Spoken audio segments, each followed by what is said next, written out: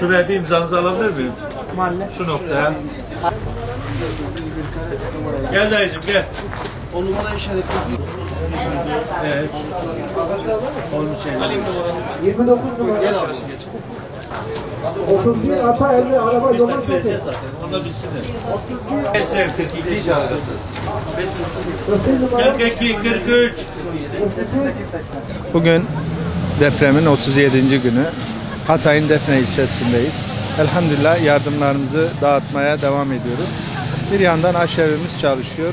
Sıcak yemek çıkartıyoruz. Depremzede kardeşlerimize aşevi olarak hizmet veriyoruz. Buraya Defne'ye kurduğumuz tesisimiz çok şükür şu an sistem olarak oturdu.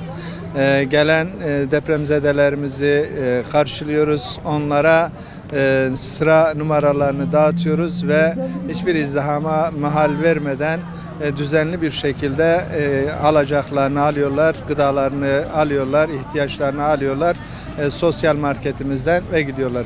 Elhamdülillah Umut Kervanı olarak Hatay'da güzel bir tesisimiz var. Bu tesisimizde güzel hizmetler yapıyoruz. Takdir edersiniz ki bu hizmetlerin devam edebilmesi için yardımların da devam etmesi lazım geliyor.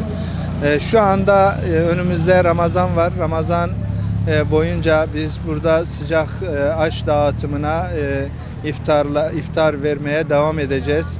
Bu minvalde bütün hayırseverlerimize sesleniyoruz. Hayırseverlerimizin bize destek olmasını istiyoruz.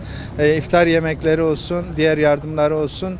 Umut Kervanı olarak bunlara köprü olmaya, aracı olmaya hazırız. Allah bütün hayırseverlerimizden razı olsun. Hayırlarının devamını diliyoruz. Allah selamet versin. Rabbim bir daha bu ümmete, bu millete böylesi büyük afetler yaşatmasın.